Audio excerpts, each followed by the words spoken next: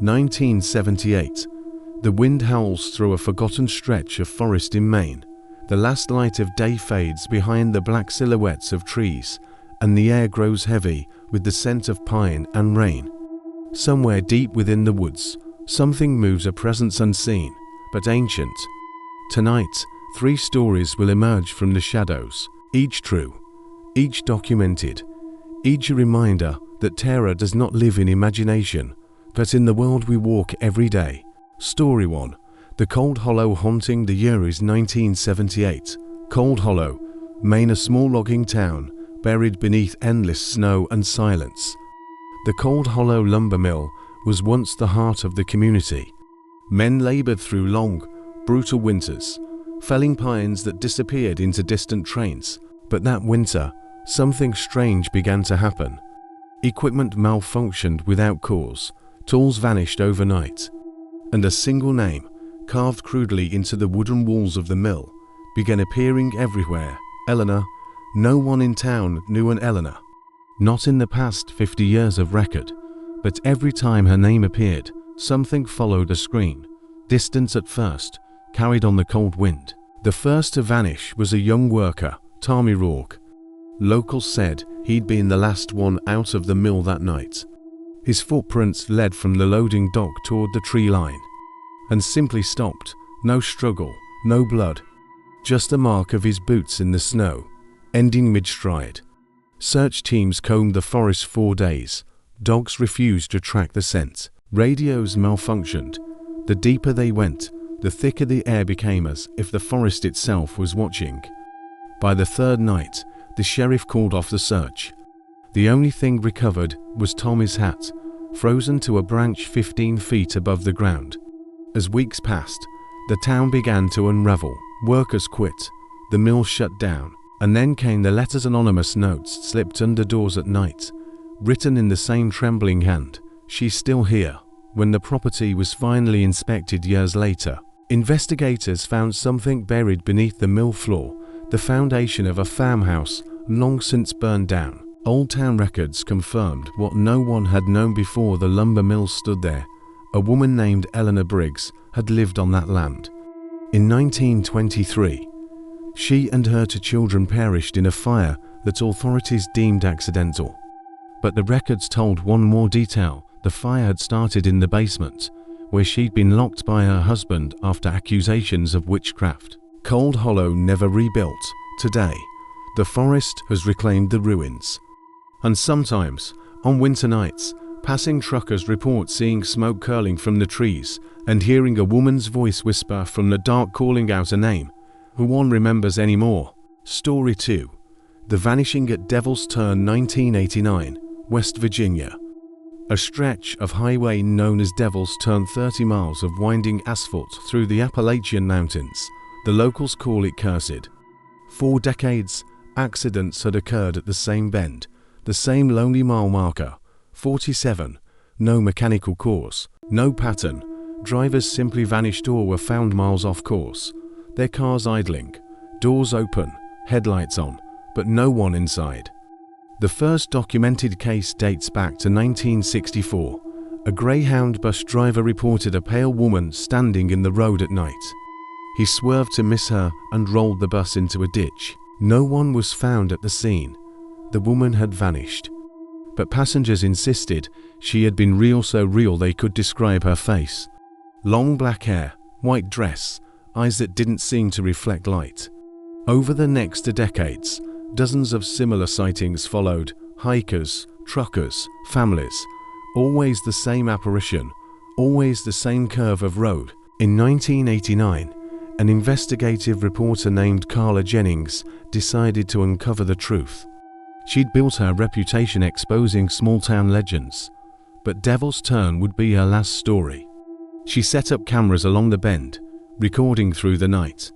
In her final tape, now preserved by local authorities, the footage shows something extraordinary. At 2:37 a.m., the sound of wind grows faintly distorted. Then, a shape appears on the shoulder of the road, motionless, translucent, like mist forming into human outline. The camera shakes. Carla can be heard stepping closer. "Hello," she says. and then static. The recording continues for 6 more hours, but she is never seen again. Her car was discovered 2 days later, parked neatly by the roadside. The engine still warm inside. Her notebook contained a single line written before the tape cut off. "It is not one woman." Its many subsequent investigation revealed a grim truth. During the early 1900s, before the highway was built, that section of land was a burial site for victims of a mining collapse that claimed over 40 lives. The site was never properly consecrated. Construction crews simply paved over it. Today, travelers still report seeing a figure at the curve, sometimes walking, sometimes standing still. GPS signals drop, radios distort, and once in a while, a passing car disappears from view only to reappear minutes later, empty, its headlights aimed into the trees. Story 3. The Orphanage on Black Hollow Road, 1996. Outside Chicago, an abandoned building sits at the edge of a cornfield, its windows shattered, its walls warped with time and rain. Locals call it the St. Augustine Orphanage. The orphanage had closed in 1962, following a fire that killed 12 children and their caretaker, Sister Mary Agnes. Official records claim faulty wiring, but those who grew up in the nearby town tell a different story. They say the sister had grown obsessed with discipline, locking children in the cellar for days at a time. When the fire broke out, the cellar door had been bolted shut from the outside. The screams, according to neighbors, could be heard across the fields. No one ever discovered how the fire started. 3 decades later, the orphanage remained a ruin, its corridors empty, out for the scent of mildew and the echoes of water dripping from cracked ceilings. In 1996, a group of college students from DePaul University entered the property to film a documentary about urban legends. They brought cameras, flashlights, and a single intention: to prove the stories were false. The footage recovered from that night tells a different story. The group enters through the main hall. Dust and cobwebs drift in their flashlight beams. A faint humming fills the air, a child's voice, off-key, singing a lullaby. They laugh at first, assuming it's interference from their recorder, but the voice grows louder. One of the students, Liam O'Connor, calls out. His camera swings toward a hallway where the light flickers. There, in a doorway, stands a figure no one recognizes, small, still, watching. The footage cuts to black.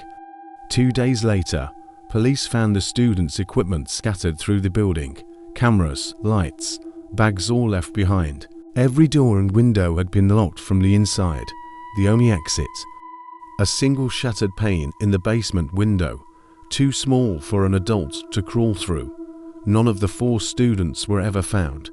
Years later, a maintenance crew cleaning debris from the property unearthed a time capsule buried behind the orphanage's chapel. Inside were children's drawings, crude, childlike depictions of the building in flames.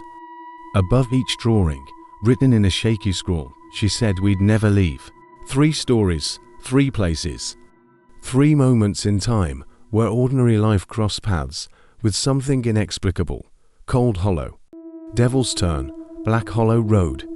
Each story documented, each tethered to a truth history tried to bury.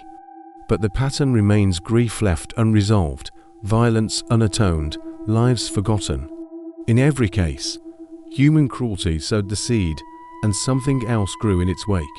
We tell ourselves the world is mapped, that every mystery can be explained. But the past does not rest quietly. It lingers in the wind, in the soil, in the silence between heartbeats. Sometimes it watches, sometimes it waits, and sometimes, when the night is cold enough, it reaches back. Because horror, in its truest form, isn't what hides in the dark. It's what history refuses to let die.